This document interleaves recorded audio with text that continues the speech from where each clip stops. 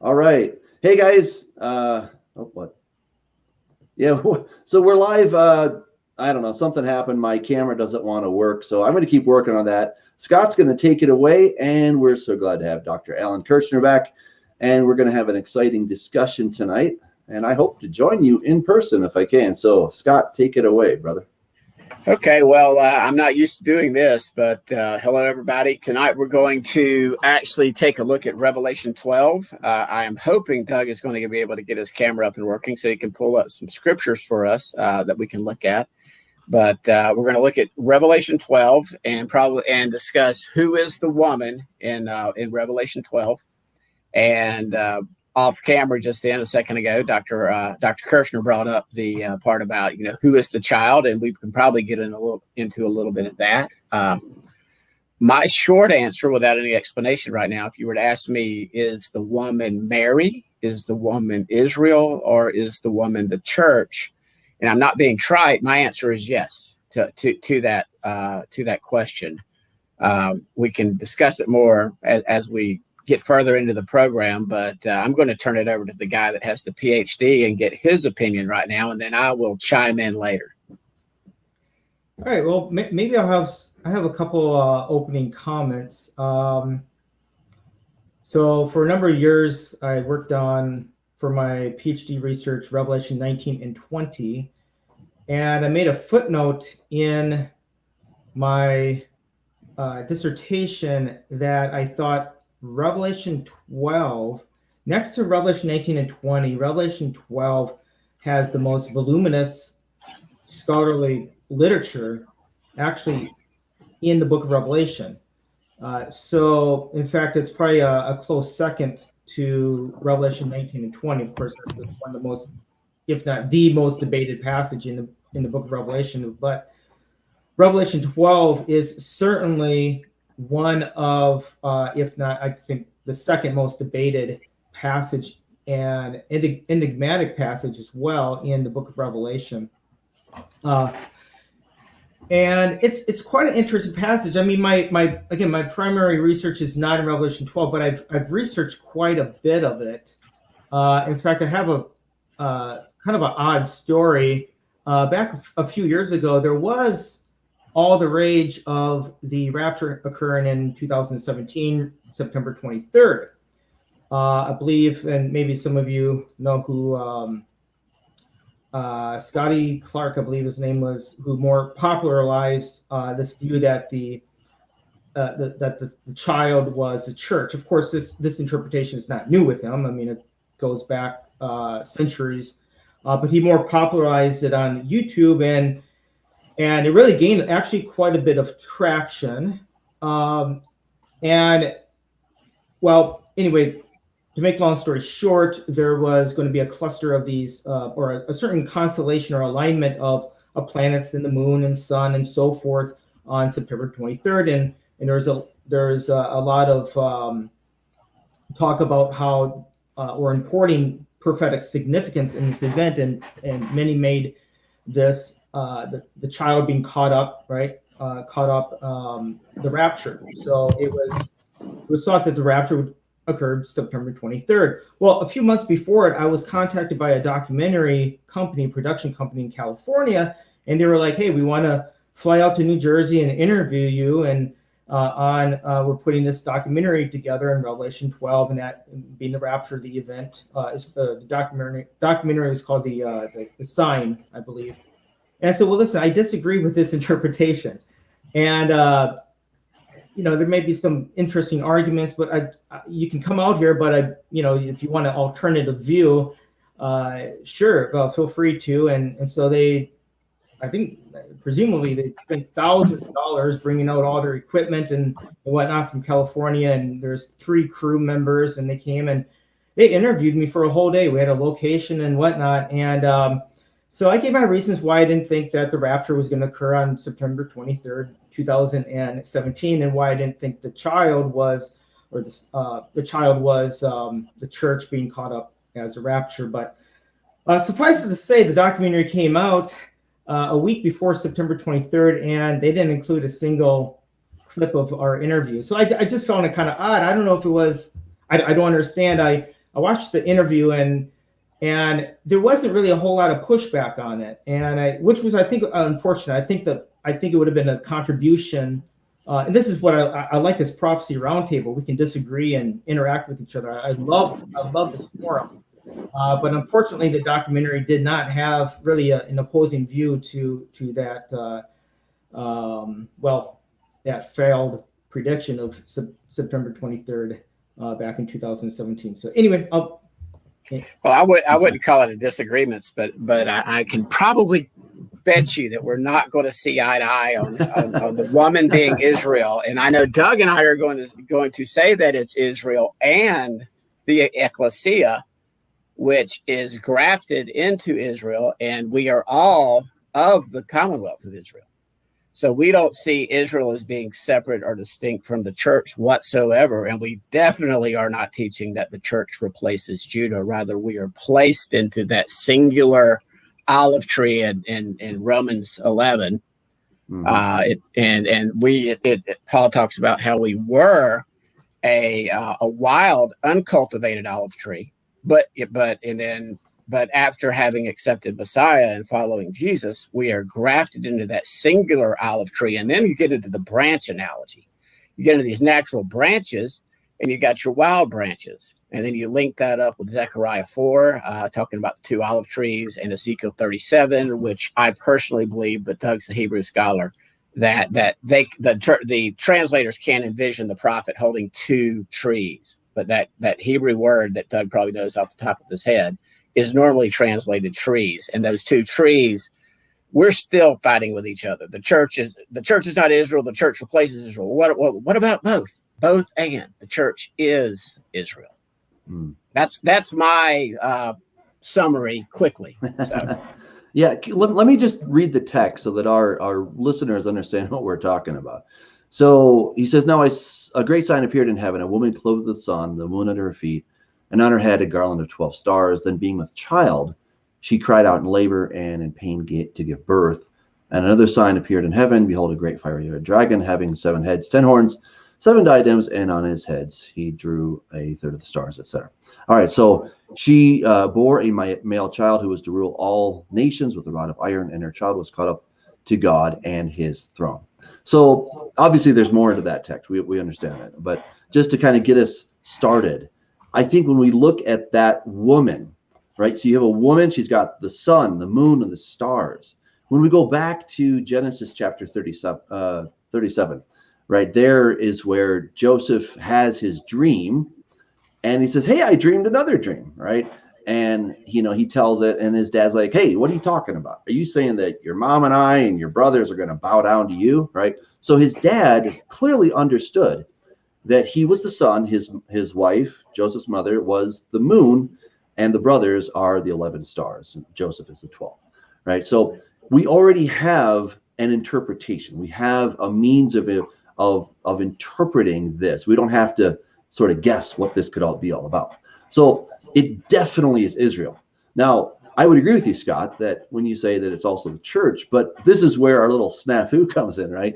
And Alan, just so you know, right, full disclosure here, we used to be dispensationalists. We are recovering dispensationalists now. No, I am fully recovered. There you go. Okay, good. So basically what we've seen, and it's kind of hit us all like a ton of bricks one at a time, but what we've seen is that it's not that we have the church here and we've got Israel there, and it's not that the church replaces Israel, is that God's kingdom has been always about Israel ever since Abraham, right? So it's been about Israel. And then what happened is there was a split in 932 BC between Israel and Judah. So then you have two kingdoms. And, I knew that historically for a long time, but I never understood the significance theologically until one day I was like, oh, all the pieces fit together. This is very cool. So what we of Commonwealth theology are proposing is that we are part of the Commonwealth of Israel per Ephesians chapter 2.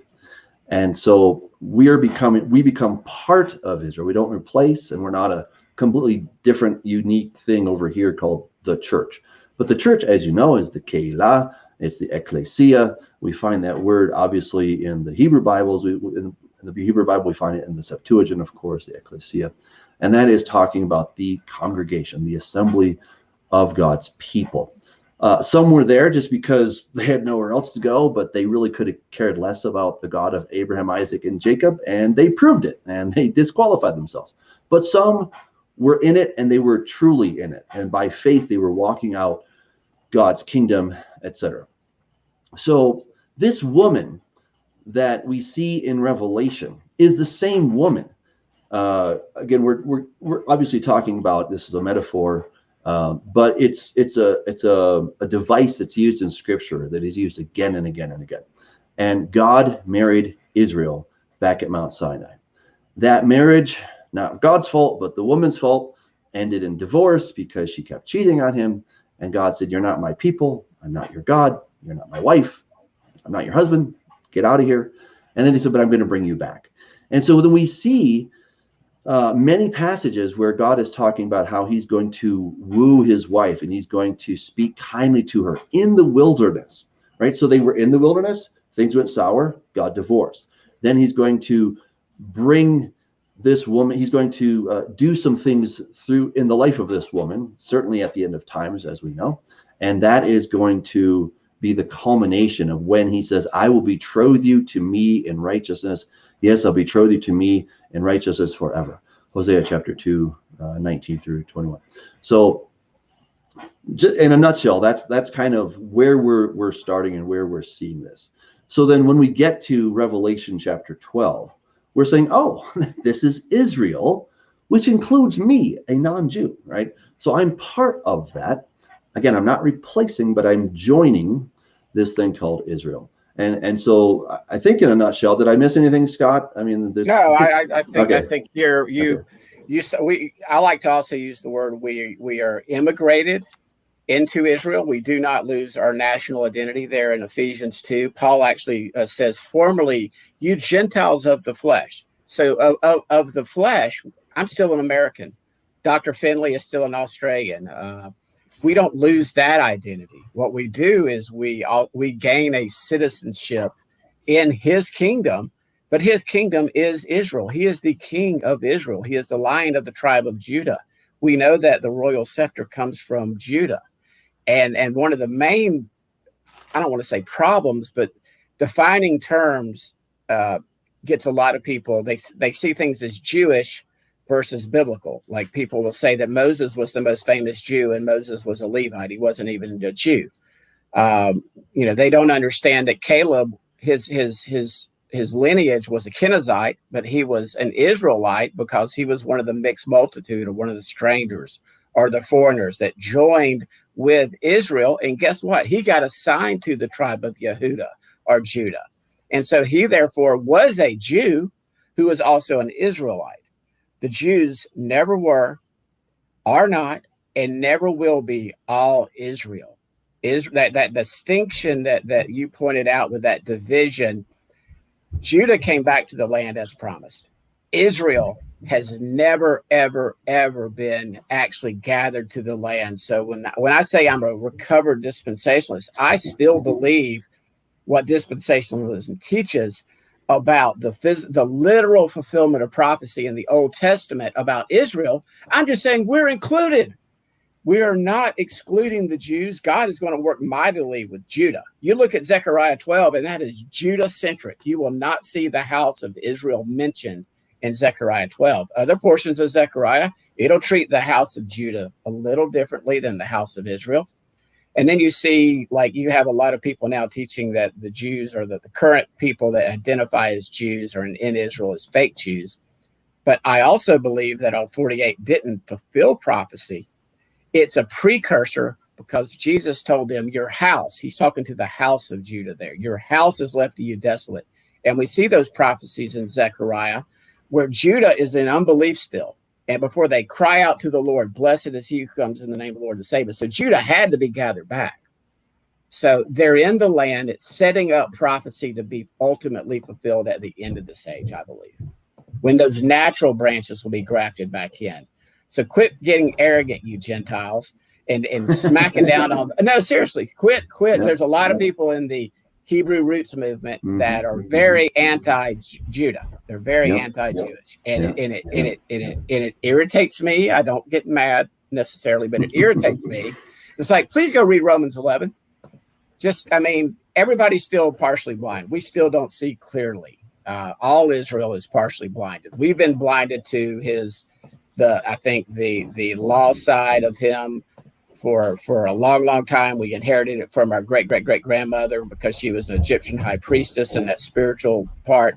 Judah's been blinded to the Messiah, and I believe what we're seeing is more and more in the church are starting to realize that we are actually grafted, placed, immigrated into Israel. I believe that is prophetic of the end times. When you say grafted in, but do Gentiles retain their national ethnicity? Yeah, Gentiles of the flesh. Yeah, ethnos of the flesh. Doug, all three of us are Americans, but you just told me earlier off screen, you're from Wisconsin. You're a Wisconsinite. I'm an Alabamian. Doug is a Coloradan. We're all Americans, but I ain't a Wisconsin. You can listen to me for about 2 minutes and realize that boy ain't from Wisconsin, okay? Well, you do understand, though, that when Jesus returns, the New Jerusalem will descend to Lambeau Field, and the Green Bay Packers will win the Super Bowl for 1,000 years straight. Jesus will uproot Madison, Wisconsin, and throw it into Lake Michigan. So you will eventually, you will ascend to Wisconsin. Oh yeah, I don't know about Wisconsin, and we don't really care about pro football down here. So. Oh, that's funny. I have a question. And again, I intend to read up on Commonwealth theology, I haven't jettisoned the term dispensationalism because I would consider myself progressive dispensationalism, which is in some ways very different from, of course, classical dispensationalists. So a progressive dispensationalist, I believe, does share some affinities, I think, with Commonwealth theology. For example, we would see one people of God, right? Israel and all the nations. So we wouldn't make these sharp distinctions in the present age and so forth. So I think there are some affinities with Commonwealth theology. I do have a question. I'm curious where it says toward the end of Revelation 12, it says, the dragon goes off and makes war with the rest of her offspring or her children, those who hold to the commandments of God and to the testimony of Jesus. Clearly, these are believers, and it's distinguishing from the woman. How is that group distinguished from the woman? I'm just honestly curious how you understand that. I think that's a great question.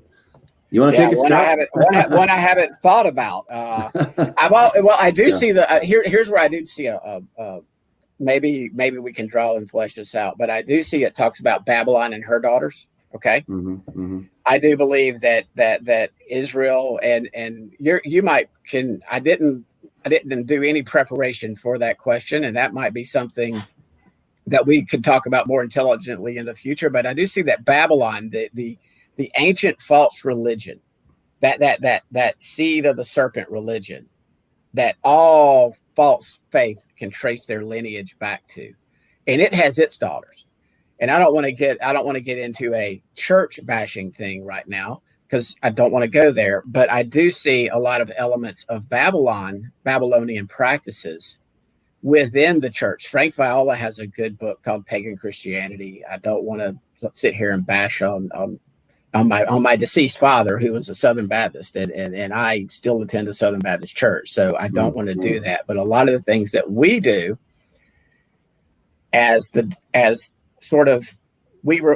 we protested against the Catholic Church. The reformers wanted to reform the Catholic Church. I just believe they didn't go past Constantine and the ghost of Marcion, and we are still haunted by those two theologians, one who was branded a heretic and the other one who is considered the be all and end all for Calvinism and a lot of other doctrines that have come from Augustine. Yeah. Hey, can I jump in, Scott? I think the answer is fairly simple.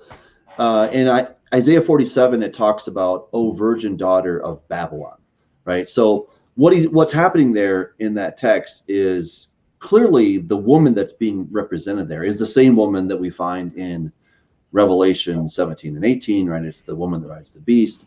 And so you have this personification of Babylon, but she's called the daughter of Babylon, right? Which is interesting, right? And we also see the daughters of Zion, the daughters of Jerusalem, right? So we see this motif used a lot of times. So I think the idea is that we have kind of a big personification of this idea as a woman.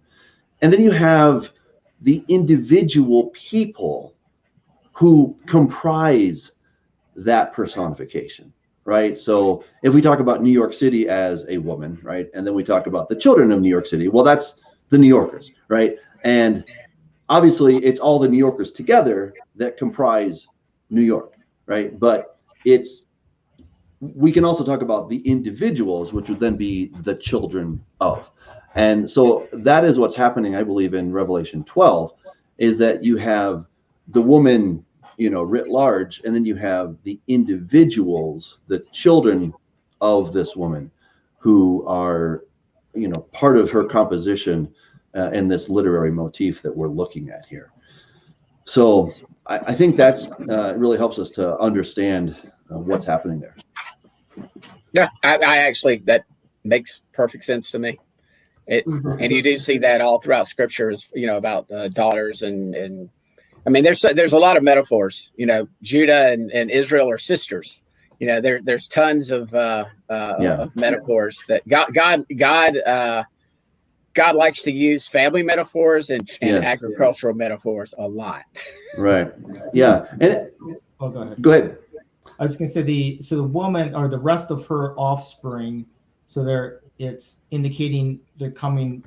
The rest of her offspring, they're linked to the woman, but the woman there, right, in Revelation 12, would you understand that is the woman that God shows blessing to by its protection? So it's not an unfaithful woman, it's a woman that God has a purpose for, a good purpose for. Or well, I think whereas in 17, here we have a different a different type of woman, a prostitute woman, right? So it seems like Revelation 12, the woman here is being contrasted later with the woman of Babylon, and even the third personification of a woman later, Revelation, right? The bride, Revelation 19, even 21. So three personifications of three types of women here. I agree with you. And the other two things, one seems to be of a faithful Israel, and the other, of course, the bride, making up of all ethnicities. Yeah. If I may, I have a PowerPoint for this. So you always need a PowerPoint. So here we have the woman fled into the wilderness. The woman was given 2 wings of a great eagle that she might fly into the wilderness, right? So this idea of a woman in the wilderness, we see this in Exodus 5, that my people may go and hold a feast to me in the wilderness. Then we know Israel went into the wilderness. I'm going to skip through this really quickly. Now the Lord spoke to Moses in the wilderness of Sinai, etc. In the wilderness. Okay, so there's lots and lots of verses. Then what happened? They got married in the wilderness, right? God said, "You're my special treasure. Jehovah loves you," and he swore an oath. "I entered into a covenant with you. You became mine." Then he later says, "You're an adulterous wife." It didn't turn out so well. And then I love this in Jeremiah. Thus says the Lord, "I remember you, the kindness of your youth, the love of your betrothal, when you went after me in the wilderness, in a land not sown." All right, so there's that idea. Surely as a wife treacherously departs from her husband, so have you dealt with treacherously with me, O house of Israel. All right, I was crushed by their adulterous heart, etc.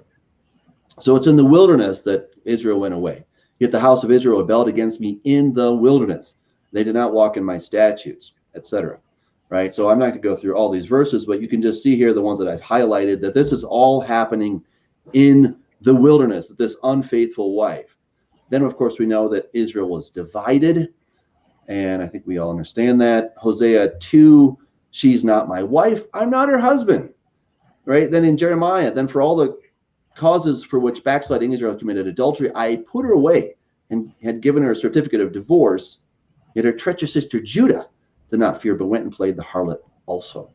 All right, so all of this to say that God and Israel got married. It ended in divorce.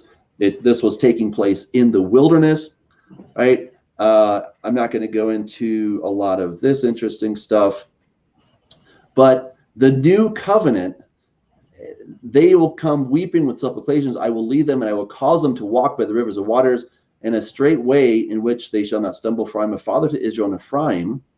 Hear the word of the Lord, O nations, and declare in the isles afar off. He who scattered Israel would gather them, etc. All right, so he's going to bring them back together. Behold, the days are coming, says the Lord. I'll make a new covenant with the house of Israel and the house of Judah, etc. And then in Isaiah 54, for a mere moment I have forsaken you, but with great mercies I will gather you, for your maker is your husband. And then in Isaiah 62, you shall no longer be termed forsaken, nor shall your land any more be termed desolate, but you shall be called Hephzibah, and your land Beulah, for the Lord delights in you, right? That's Hephzibah, and your land married, Beulah. For as a young man marries a virgin, so shall your sons marry you, and as the bridegroom rejoices over the bride, so shall your God rejoice over you. All right, so this is all the woman fleeing into the wilderness. And then in Ezekiel 20, I will bring you out from the peoples and gather you out of the countries, and I will bring you into the wilderness of the peoples, and there I'll plead my case with you face to face. All right, and so again, lots of beautiful passages. Then one of my favorites, Hosea 2, bring charges against your mother, bring charges, for she's not my wife, nor am I your husband. Let her put away your harlotries from her sight. And then skipping down to 14, I will allure her, will bring her into the wilderness and speak comfort to her. I will betroth you to me forever. Yes, I'll betroth you to me in righteousness and justice. All right, so this is what we see here, that he's going to bring her into the wilderness to do these amazing things for her. They're going to be gathered. So many passages. The people who survived and the sword found grace in the wilderness. Right? I could probably go on and on and on. And then Ezekiel 37, then say to them, thus says the Lord, surely I will take the children of Israel from among the nations, wherever they have gone, will gather them from every side and bring them into their own land. I'll make them one nation, on them, etc. So we see here, I'm going to stop my little presentation thus far, because the point here is that we have the bride, right? This new covenant, this new marriage covenant with God and Israel. The days are coming, I'll make a new covenant with Israel and Judah. That's why we believe in the Commonwealth idea, is that like if there's a new covenant, I want to be part of that. It looks like there's two options, Judah, Israel. And so, yes, this bride has been rather impure, a bit unfaithful. And so God is going to bring her into the wilderness again. She's going to go through trials. Some of this bride, some children of this bride, so to speak, will be put into a safe place, whether that's Petra or not, we don't know. But, you know, somewhere over there seems to be some physical locale that they will be safeguarded. And then there's everybody else who belongs to the woman, right? The rest of the offspring. And they are going to, you know, some of them will be martyred, some are going to make it, right? Some not, etc.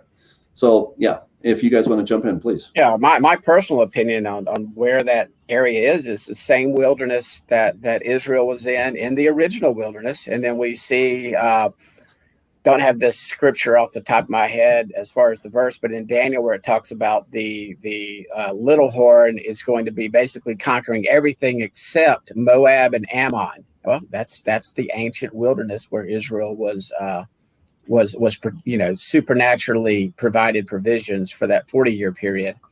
I personally believe, just like you just said, Doug, that there will be a remnant that will be protected through the Great Tribulation, and then the other saints that it talks about in Revelation, that some will be supernaturally protected.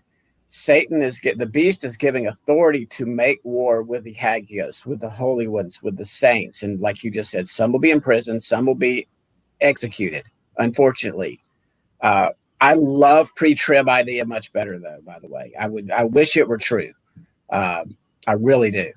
But that's and especially when you're like me and when I really believe that we're getting extra close, man, it causes me grave concern for my family and my friends and my loved ones and every believer, and not just every believer, but every person on this earth that's going to be deceived about what's going to be coming, because it's going to be supernatural.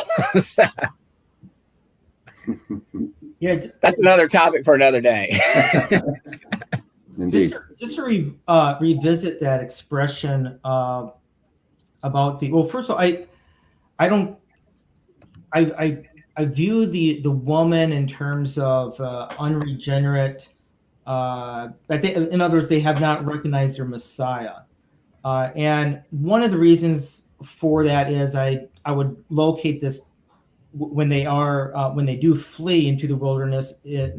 At least beginning at that point, it's going to be at the midpoint, and I think that corresponds with Daniel chapter 12, verse 1. Which is interesting because you have Michael standing, and I view that as he stops his restraining protection over Israel, which is interesting because here in the same context, the devil is thrown out of heaven, coming down, having great wrath and going toward Israel here, the woman.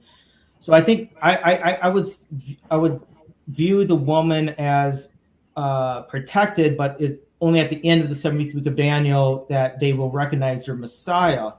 But it's interesting that here again they're contrasted with the expression those who keep God's commandments and hold to the testimony of Jesus. That may be an implication that the woman does not obey the commandments and hold to the testimony of Jesus. That can be debated, but it's interesting that this expression, keeping God's commandments and holding to the testimony of Jesus, there's links to in the warnings to some of the 7 churches, and there is an interesting link to those who are martyred.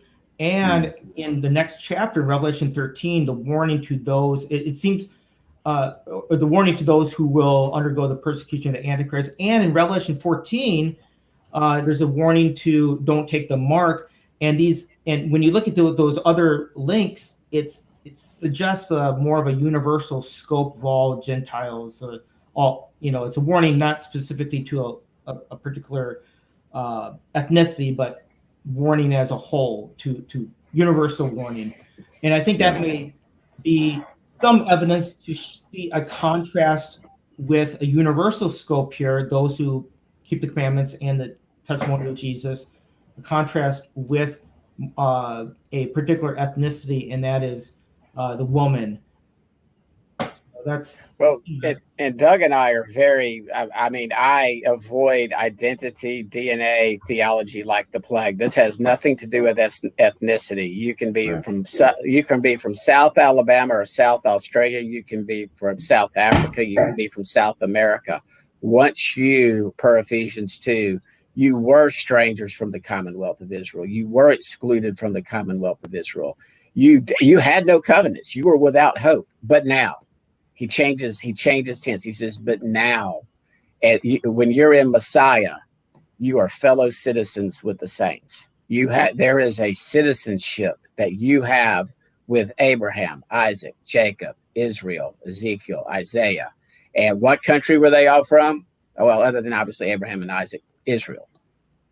So, and then, you get into Galatians about the seed of Abraham. It's the spiritual seed of Abraham. It's never been about the DNA seed of Abraham. Why is there a celebration though in Revelation 7? Why the celebration of they're from every nation, tongue, and so forth? There seems to be that multinational picture after they've been glorified, not just before, but afterwards. I don't think we ever lose who we are as far as our national identity or ethnos. In other words, again, back to Ephesians 2, Paul says, formerly you Gentiles of the flesh. Okay, so we're always going to be of the fleshly nations. Now, some of us might come from Ephraim or Gad or Dan, or we might be mixed mutts of 10 or 12 different tribes and have no clue And that's why I avoid identity theology like the plague, because you get into British Israelite stuff, you get into SDA, not SDA, my bad. You get into Mormons, Latter-day, I meant LDS, Latter-day Saints. They're big into identity theology. And so, although I believe there's been some great research done as to where those 10 lost tribes ended up and where they are and where we are now, I don't like to talk about it because I don't want to say it confuses people, but then people go, "Now I'm an Ephraimite." Well, you know what? I'm good with just being in the Commonwealth of Israel, and I really want to live in the area of Mount Hermon. So I would rather just get to pick and choose which tribe I get to go in later on down the road. But you look at Ezekiel, and you've got 12 tribes, and the people that were of the nations, Alan, they get to pick which tribe they're going to be in. Yeah. So they're of the nations, but they're going to be of a particular tribe in God's Israel. So you don't see a contrast in Revelation 7 of the 144,000 and then contrasted with the great multitude from every nation, tongue. So you would see them as identified with each other, or? Well, most people, you're not doing it, but a lot of dispensationalists will call them the 144,000 Jews. I take that, and again, there are some that interpret that literally. In other words, there's going to be 12,000 from Ephraim, there's going to be 12,000 from Judah, there's going to be 12,000 from these 12 tribes that are listed, and they say that number is capped at 144. I wouldn't argue with them. I personally believe that is the way the number 12 is used in the Bible. Is that's sort of God's, that's his number, 12 tribes, even though there were 13, 12 disciples, and that is representative of all of Israel who are sealed. And I know we could talk. Let me jump in on that one.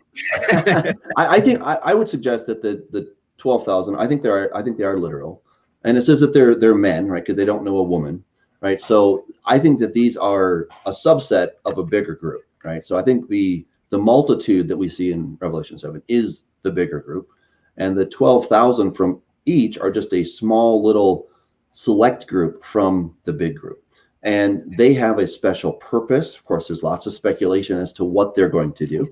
We can leave that for another day, but whatever their job is, they're going to have some kind of special function during that time. We know in Revelation 14 that we see them again, and there they are with the Messiah on the Mount of Olives, right? So they're apparently doing something. And and they're men, right? And they haven't known a woman, right? So they can't be too old. Just statistically, they're not going to make it too far. So these are probably young men. What they do exactly is another debate. But so they are just that subset, a special group that does something. And I would suggest that it's a real number. I don't see why it couldn't be a real number at all. No, but I kind of wanted. It could be. Yeah, and I wanted to get to kind of a question that's really related to this as we're trying to figure out who is this woman. When we look at Ezekiel 37, there I think this question is super important because we talk about the dry bones. Of course, all these people are going to come out. And then he talks about this stick, take a stick for yourself and write on it for Judah, for the children of Israel's companions. Take another stick and write on it for Joseph, the stick of Ephraim, and for all the house, his companions. Then join them together for yourself into one stick, and they will be one in your hand. And when the children of your people speak to you, saying, will you not show us what you mean by these? Say to them, thus says the Lord God, I will take the stick of Joseph, which is in the hand of Ephraim, and the tribes of Israel, his companions, and I will be with them, and join them with it with the stick of Judah, and make them one stick. They'll be one in my hand. And the two sticks on which you will write will be in your hand before their eyes. Then say to them, thus says the Lord God, surely I will take the children of Israel from among the nations, that's from the Goyim, right? Wherever they have gone, and will gather them from every side, bring them into their own land. This almost sounds like a rapture or something. And I'll make them one nation in the land on the mountains of Israel, and one king shall be over them all. They shall no longer be two nations, nor shall they ever be divided into two kingdoms again, right? And they're not going to defile themselves, et cetera, et cetera. So we know that is not yet, because people are still defiling themselves pretty well. And then the parallel passage is in Isaiah 11. He will set up a banner for the nations. It will assemble the outcasts of Israel and gather together the dispersed of Judah, right? So this is clearly two different groups from the four corners of the earth. This is parallel to what Jesus says in Matthew 24. The envy of Ephraim shall depart, adversaries of Judah shall be cut off. Ephraim shall not envy Judah, Judah shall not harass Ephraim. So we see again that these are two different groups. And this is parallel to what Jesus talks about, where he says he's going to gather his elect from the four corners of the earth, right? So what I have been seeing is that when we just read Revelation all by itself in a little corner and we don't stick any other verses with it, we get into trouble. But he's really helping to flesh out some of these other prophecies that have already been given, that are the foundation and bedrock for what we have in Revelation. And so we have to go back and look at those passages and then do our best to understand them and see how they fit into this bigger context. So what I'm seeing is that this woman is she's definitely God's bride. Okay, she's the woman, but she's got some stains and she needs a little bit of cleaning up, right? And refining. So during this period, during this refinement, purification, etc., she's going to go through this process. That's us, right? That's also Israel, or Judah, shall we say, the modern state of Israel. So it's not that it's us versus them. It's not that it's just us and forget them. It's us and them, right? And we've got our issues and they've got their issues, and God sorts it all out. But he's bringing these two sticks back together so that we'll be one in his hand, never to be two nations again. And then when he says he's going to bring them back to Israel, and that sounds like a regathering thing, like a rapture or something. Maybe in the clouds. And that cloud. Who was in the cloud? What guided the Israelites all through the wilderness in the cloud? I mean, there's the more God's teaching me and revealing to me is I still don't know anything, but I know more today than I did a year ago. And just like you said about Revelation, Doug, I'd say everything John writes in there, he is drawing from the scriptures, the same scriptures that Timothy had learned as a young child that were profitable. Now he's giving us a more summarized view, but we can go back for those codes because it's in code, it's in a sign, and we can unlock that sign of the woman, or who is the child, or who are the two witnesses. We had this talk before you came on with us a couple of weeks ago. They are the two olive trees and the two lampstands. That sounds pretty corporate to me. Doug takes a position that yes, and they are two people, and I'm okay with that. But it's definitely not just two dudes. I personally think that the two witnesses come on the scene, like Doug's talking about, and those of us in the house in that one of those trees, in the house of Ephraim, we are preaching to our choir, saying, "Hey guys, we got a lot right. We love Jesus. Maybe, just maybe, we need to read over here in Revelation where it talks about those who have the testimony of Jesus and keep his commandments." And so we're unlearning Marcionism. We're unlearning Constantine and the councils and what they did with the feast of Jesus. And I'm saying Jesus intentionally because he is the word. They are his feast. We're learning more about our God, Jesus, and not from a 3rd or 4th century Constantinian Council of Nicaea, Council of Laodicea view, where they killed over 5 million believers because they would not stop worshiping on the Sabbath because they called them Jewish. And I see this return to the whole Bible and to Genesis through Revelation as being prophetic, and as the dry bones are starting, we're coming together. The two houses are starting to come together. The house of Judah, who those who did not recognize Jesus as Messiah, there's been more people saved that understand that. And as they're teaching us, we wild branches that just have, if you look at our history, Ephraim, Jeroboam is told, he's told by God, if you obey my statute, if you obey my commands, if you'll follow me, I'll establish your house forever. Well, what does Jeroboam do? He immediately goes out and sets up his own feast days. He immediately sets up his own temple. He immediately sets up his own priesthood. He immediately sets up idols. Hello, Roman Catholicism in the 4th and 5th century says hi. I mean, that's exactly what the church did.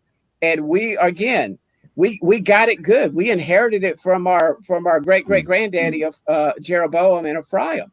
And so we've been mixing in the church now for 1800 plus years. And it was happening in the 1st century. I mean, Paul was getting twisted like a theological pretzel. And that's why Peter warns those people that Paul's hard to understand. Oh my gosh, he's hard to understand. And yet we unleash new baby Christians, and they look at Romans 9 and say, God hates Esau. Okay.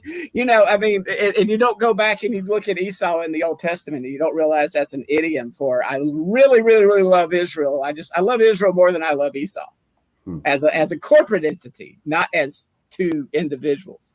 So anyway, that's my little rant for the night. Alan, your turn. No, thank you for that. I guess, questions are coming to mind. I guess one of a question, maybe a comment here is, in recent decades, there have been, and it's been a while since I've seen a couple of these documentaries produced by actually Jews, not Messianic Jews, but where they're discovering these other tribes now that around the world who are claiming, right, to be one of the lost, 10 tribes and so forth, China and other regions in the world. They have the traditions and so forth, and the rituals. I mean, let me okay. So I guess my question is, how would you respond to that? Could that, in other words, could that not be God rediscovering, if you will, these lost tribes? And my comment here is, and then I'll get your comment on this, is, in the 1800s, there were a lot of Reformed theologians mocking this idea that, these teachers who are teaching that, Israel would become a nation again, and yet it would be like saying the Aztecs, they're going to emerge and become, and take over Mexico again, or their land in Mexico. But again, as we saw in the late 1800s, there was a trickling, right? A trickling of Jews coming back to the land. And of course, we saw in 1948, they became a nation again, but only 50, 70, 100 years before that, it was the idea was mocked. Well, could that not happen again? Or are we seeing that in recent decades of the lost tribes, the so-called lost tribes, being rediscovered, and could be the fulfillment of, again, the 144,000 or the 12 tribes? Well, I avoid it like the plague, but I personally, this is my just personal opinion on my research. And Yair Davidi, you mentioned some Jews that have done that research. Yair Davidi has done a lot of that research. Stephen Collins is a Christian that has done a lot of that research. Our friend, Dr. Gavin Finley, has spent quite a bit of time on that. There's some good arguments to be made that Britain most of Manasseh ended up in Britain, and America is Ephraim. We're greater than Manasseh at this point in time. And there's other evidence where the Danites went, and they didn't just go up north to the Caucasus Mountains. By the way, the Caucasians, they then migrated, and there's some great research on it, Alan. They migrated to the west. Some migrated to the east, just like you said, over in Asia, where they've got these traditions. The Shinto temple has a lot of things in common with the temple built by Solomon. So I believe they went exactly as Scripture said. They went everywhere to the four corners of the earth. They're not just in these little pockets, and they're all mixed in among. We're all mixed, just like Hosea, it says Ephraim is mixed, like a cake unturned. Yeah. So Ephraim, we lost our identity. Josephus knew where the lost sheep of the house of Israel were in the 1st century. He wrote about them. James wrote his epistle to them. Let me just throw this in. Hosea 9:17. And they will be wanderers among the Goyim, again, among the nations, ethnos. So, go ahead, Scott. And And so I'm sorry, here's one thing. No, that was Hosea 9:17. Okay. So Israel's been scattered everywhere. They're not just like, I do not doubt, like in Afghanistan, that there are some descendants from a tribe of Israel, or from two tribes of Israel, or in Pakistan, or in Africa, or in Asia, or in Europe, everywhere, or in the Americas. Here's one thing that it's a dispensational verse. It's kind of a proof text, and it's here's what Peter and Paul, not Peter, but Peter's asking, the disciples are asking Jesus right before he ascends, is it now that you're going to restore the kingdom to Israel? Well, a lot of Jews reject Jesus because he didn't physically gather these lost tribes and restore the kingdom, not just overthrow Rome, but he didn't physically at that time gather Israel back into the land and literally fulfill those Old Testament prophecies. So he said, nope, not at this time. Not at this time. He never said, you're stupid for asking the question, as Amil people and other systems teach. He didn't say, I'm never going to do it. He said, not for you to worry about that right now. But what we're seeing in some of these passages that Doug just says, he's going to do it. We of Israel now, we're in this Commonwealth. If we can make it through, hopefully I'm protected, but if we can make it through, there's going to be a second exodus, supernatural regathering of Israel into the land. And it might then be supernatural. You might go on like a hyperplane where he supernaturally, like space, what was it, Star Trek, where you were beam me up. God can do whatever he wants to do. He can part the Red Sea. He can dry up the Jordan. He can do whatever he wants to do to get his people back to his land. And let me jump in. I really appreciate your question, Alan. It's a great question. And just like Scott, I would absolutely agree, Scott, that I think that there could be pockets of people, ethnic groups that are here and there.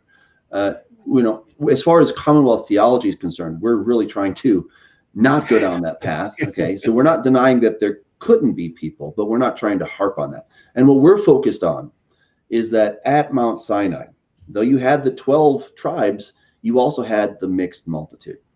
And the mixed multitude did not remain their own thing. They weren't like in the mixed multitude ghetto, they didn't have their own neighborhood, but they interspersed and mingled with, became part of and assimilated into Israel. So whatever our genetic background, who knows, right? It's an interesting whatever, but it doesn't really matter at the end of the day. You're either part of Israel or not. And if you are genetic and you still hate God, well, that's a problem, okay? And if you're not genetic, but you love God, that's not a problem, because God invited the mixed multitude in anyway. So it was never a purely genetic thing. It was partly a genetic thing, because God said, through this bloodline, this seed, I'm going to do some great stuff.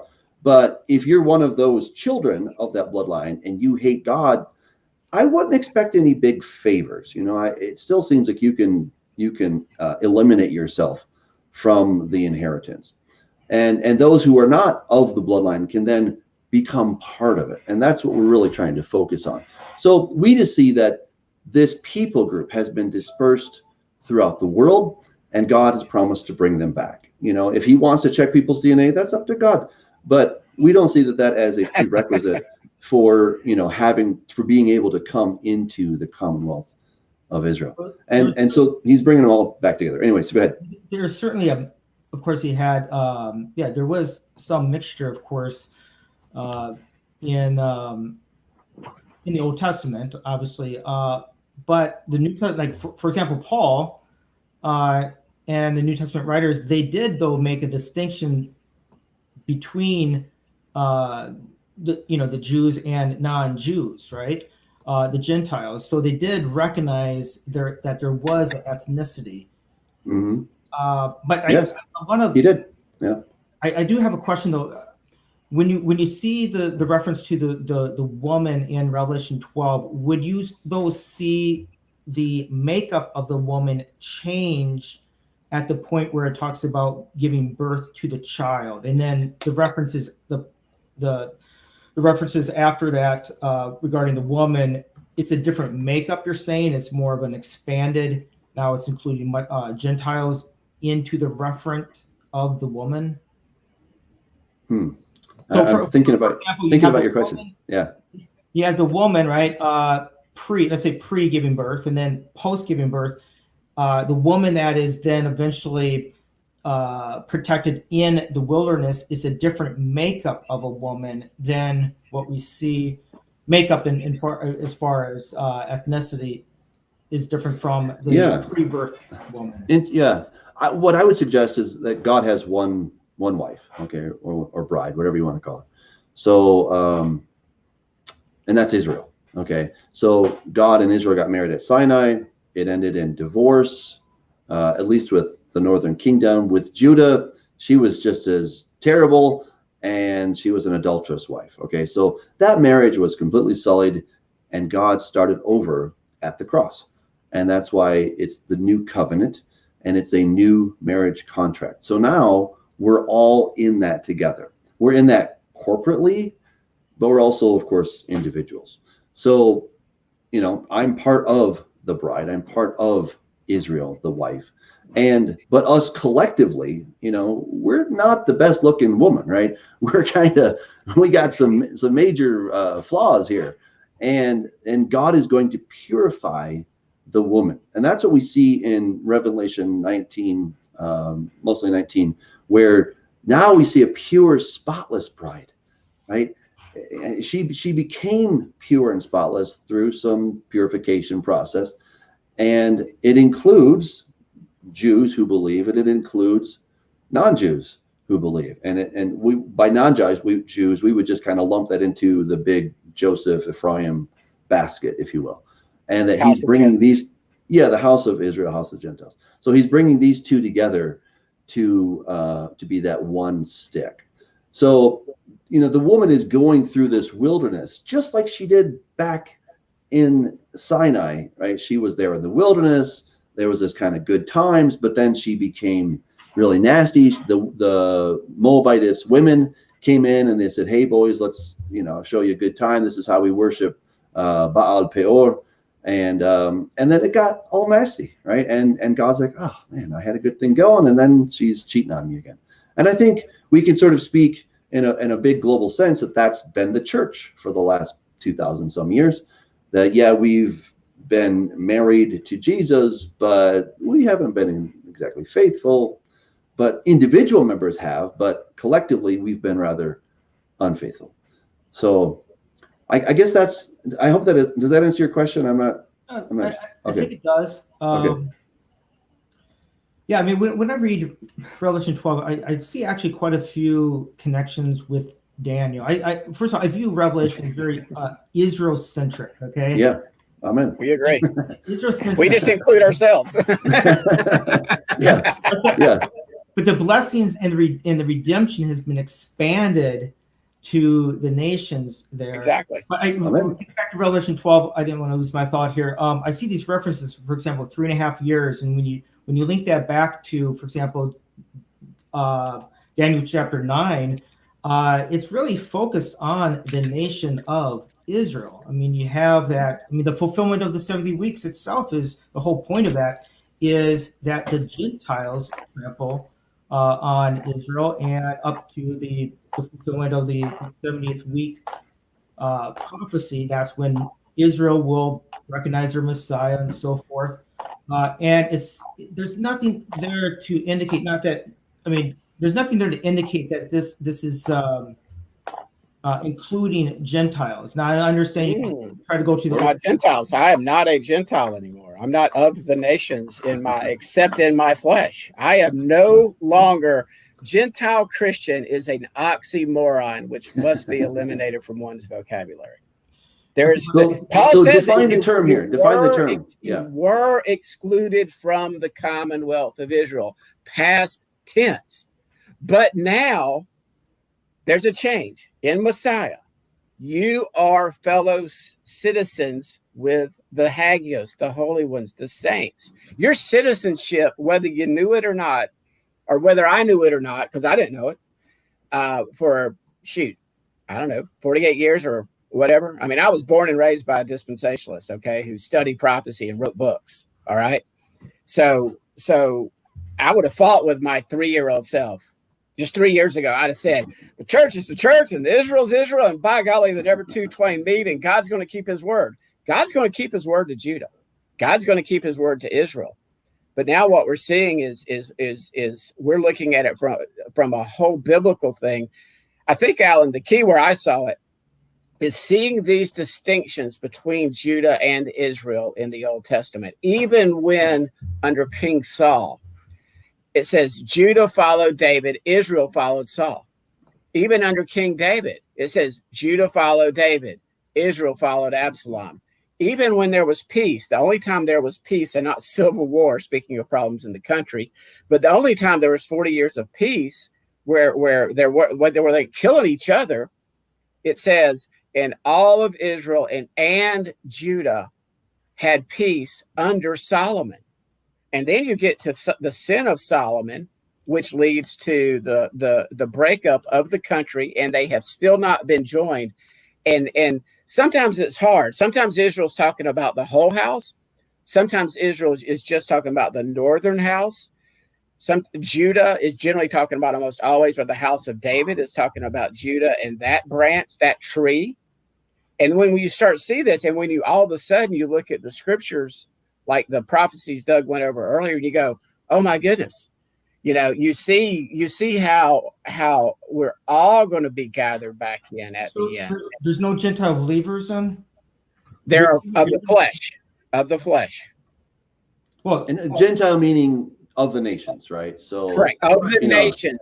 Right. There's Chinese believers. There are Australian British believers. There are Swedish believers, African believers, right? So in that sense, yes, they're not Jewish, but when Paul says there's neither Jew or Gentile, he's saying you can't weaponize ethnicity. Right, we agree. All right, yeah. Because what I'm saying is, you're going to be. My friends call me nickname anyway, so it's a joke, but I'm not even going to go there right now. But let's say I was from Asia, or I was Chinese, okay, and so I would be a Chinese of the ethnos, nations, Gentile, of course. But once I've placed my faith in Messiah, I am still that of the flesh, is the way Paul terms it. But I am also in his nation. God here it goes back to Babel. There were 70 nations he created, and those nations were put in charge of the other sons of Elohim. And then God called out Abraham to be his nation. And it's been his nation since Abraham, and it's still his nation now. So when I say you're of the nations, if you look at the spiritual component, those of the nations, if you go all the way back to the table of nations, those powers and principalities, like Daniel, the prince of Persia, that principality, that son of God, that fallen angel that's over Persia, that still spiritually rules over that nation. But once you accept Messiah, you're not of that nation anymore. You're still Iranian, you're still Persian, you're still Syrian, but you are now in God's nation. And he it's like called you out of those nations. It's like somebody that comes into America. You can be Mexican, Chinese, Italian, but once you become American, those do not exist anymore. There is no Chinese, there's no Italian, there's no Mexican. We're just all Americans. But of course we know that, well, this guy's still Chinese. He has great cooking, right? It's delicious, right? And this guy, he speaks Spanish, and he, loves burritos, right? So there's still those flavors that you bring with them. But now once they become citizens, everybody's equal. They're on the same standing, and there isn't any, first in line. Well, you're not, you weren't born here, so therefore you don't have the same rights. No, you have the same rights. Even though you were not born here, but you became a full citizen, you have the same rights as I do.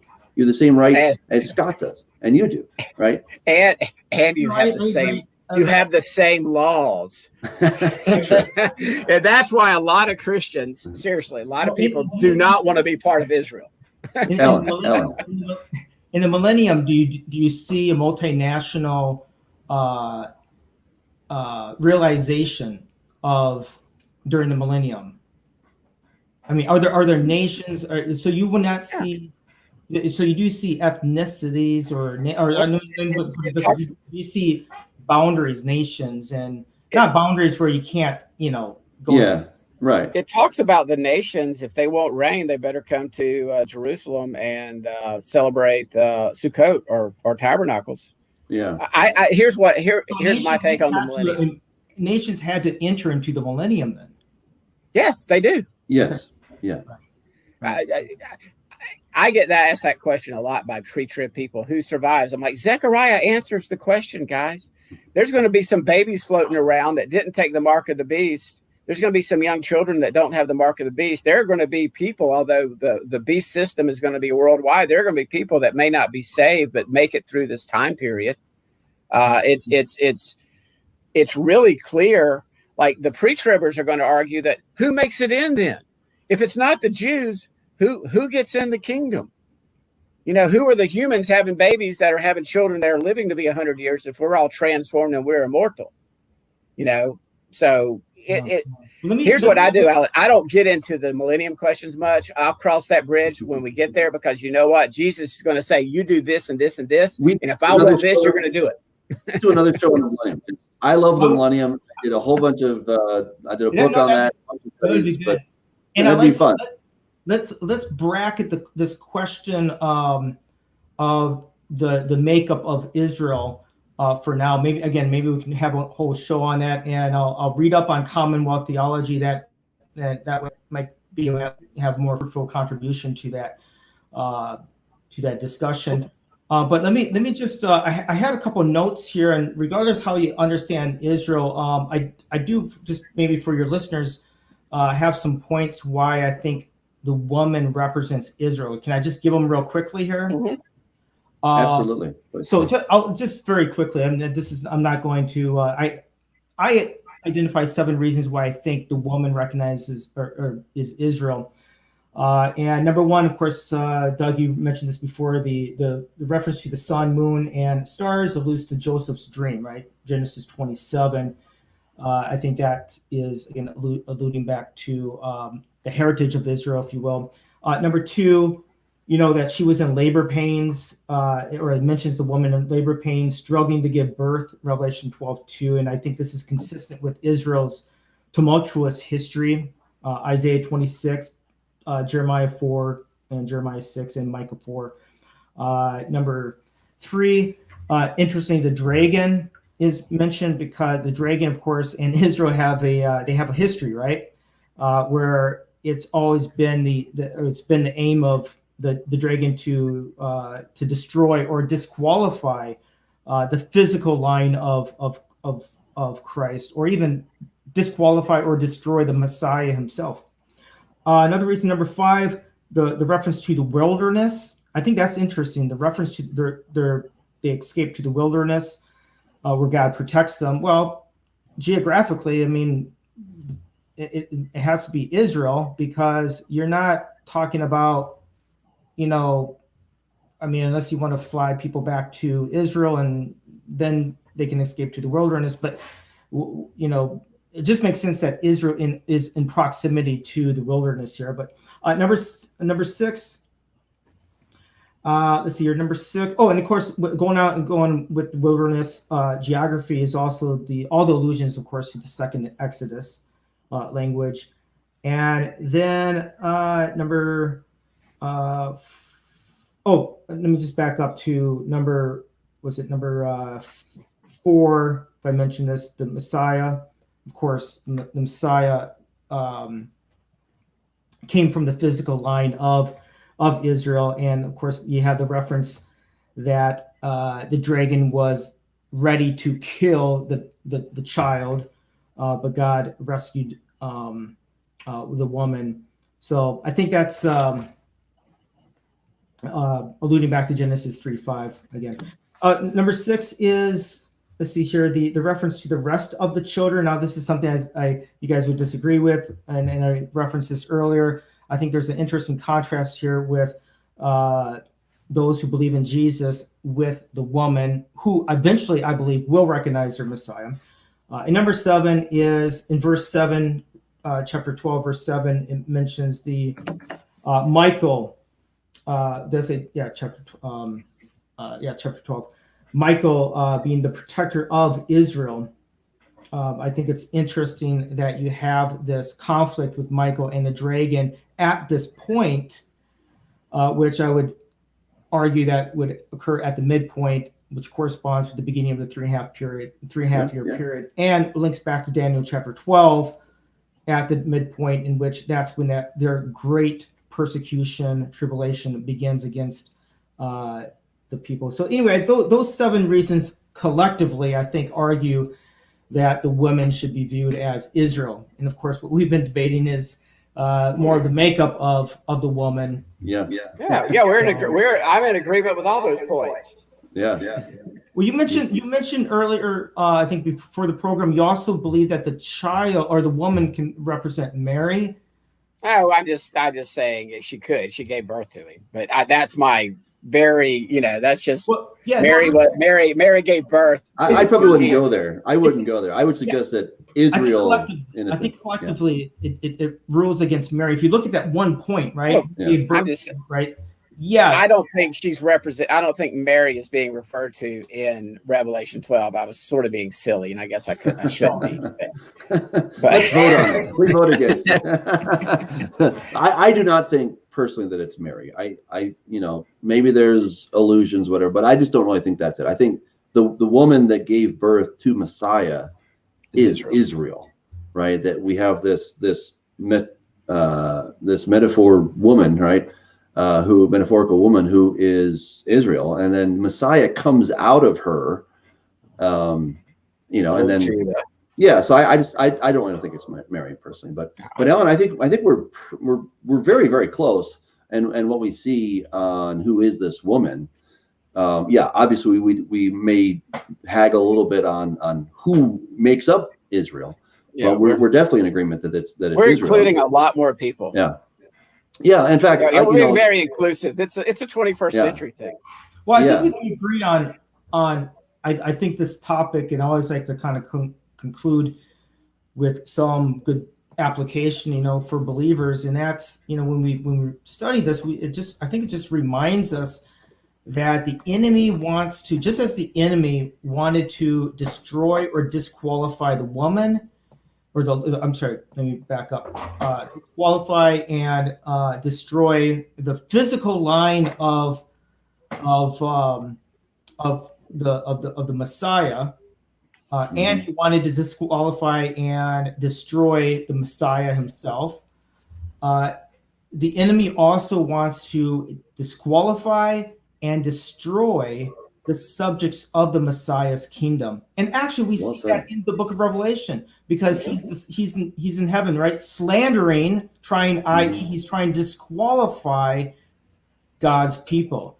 And of course we see throughout Revelation, he's trying to destroy the subjects of Messiah's kingdom, which ironically, by destroying, they actually have victory over the beast and Satan. Yeah. Well said. And we're out of time, guys. I can't believe it. In fact, we're over time, which is crazy. So really quick, Sir Scott. Oh, you're good. Okay. I don't have much to add, good. Man. Okay, fantastic. Very good. Well, we just want to thank everybody for joining us. Sorry we had a couple technical difficulties at the beginning there, but we got through this. And of course, I want to thank my co-host, Scott. John Haller couldn't be with us this evening. He was not feeling too well, so keep him in prayer.